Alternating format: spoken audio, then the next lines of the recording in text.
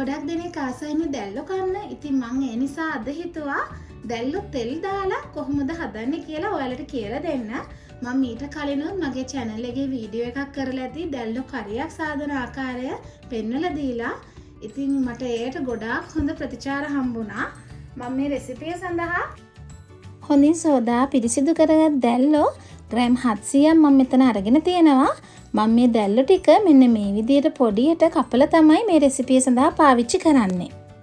ඒත් එක්කම පොඩියට කපාගත ලුණු ග්‍රෑම් 150ක්, සුදු ලුණු මේසැඳි එකහමාරක්, අමිගුරු මේසැඳි එකහමාරක්, තක්කාලි මේසැඳි 4ක් පමණ, අමු මිරිස් මේසැඳි 2ක්, මිරිස් කුඩු තේ හැඳි භාගයක්, කෑලි මිරිස් තේ හැඳි 2ක්, කහ කුඩු තේ හැඳි 1ක්, ගම්මිරිස් තේ හැඳි කාලක්, අබ තේ හැඳි කාලක්, රම්පේ, කරපිංචා, කුරුඳු, තෙල් මේසැඳි 5ක් සමග රස අණුව ලුණු මේ සඳහා ඔයාලට අවශ්‍ය වෙනවා.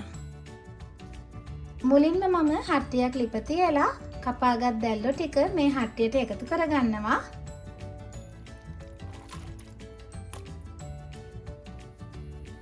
ලිපේ තියෙන සාමාන්‍ය ගින්දර පාවිච්චි කරලා මේ දැල්ලන්ගේ තියෙන වතුර ටික ඉවත් කරගන්න තමයි මම දැන් යන්නේ.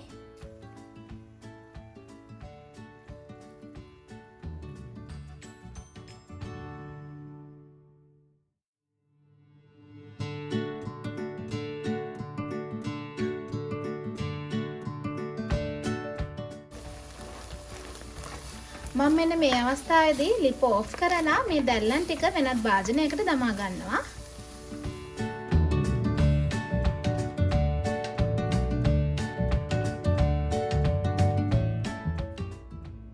මම දැන් මේ මැටි හට්ටියටම තෙල් ටික එකතු කරගන්නවා. තෙල් ටික හොඳින් රත් වුණාට පස්සේ මම ඒටම අබ ටික එකතු කරගන්නවා.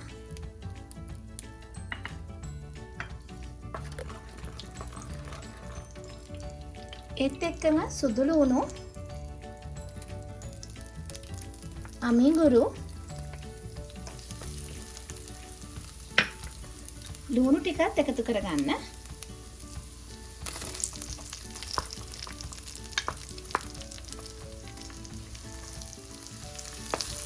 මම දැන් මේ හොඳින් කලවම් කරලා තරමක් දුඹුරු පාට වෙනකම් බැද ගන්නවා.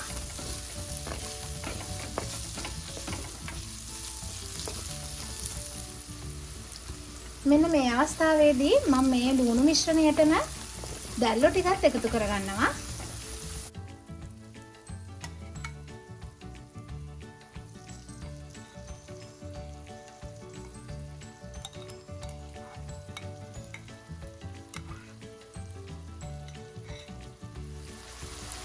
දැන් මේ හොඳින් කලවම් කරලා මම මේ දැල්ලෝ ටික විනාඩි කිහිපයක් බැදෙන්න දෙනවා.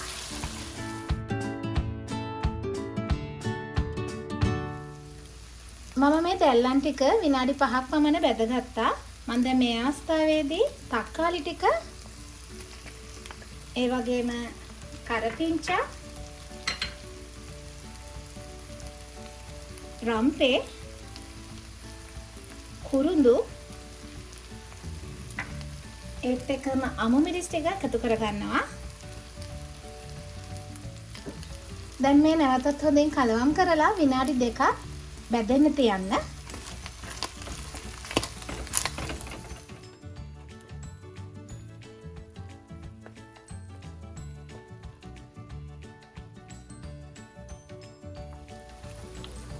මම මේ වෙලාවේ ලිපේ තියෙන අඩුම ගෙන්දර තමයි පාවිච්චි කරන්නේ.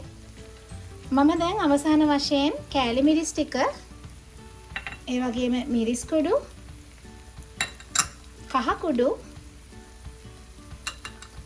ගම්මිරිස් කුඩු, ඒත් එක්කම රස අණුව ලුණුත් එකතු කරගන්නවා.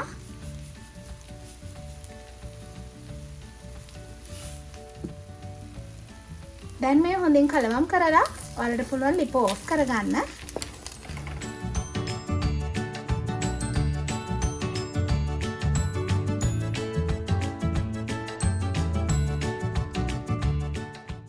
මේ තියෙන මම සාදාගත් තෙල් දාලා හදාගත්ත දැල්ලෝ එක. ඉතින් ඔයාලටත් පුළුවන් මේ දැල්ලෝ එක ගෙදරදීම හදලා බලලා මට කියලා එවන්න.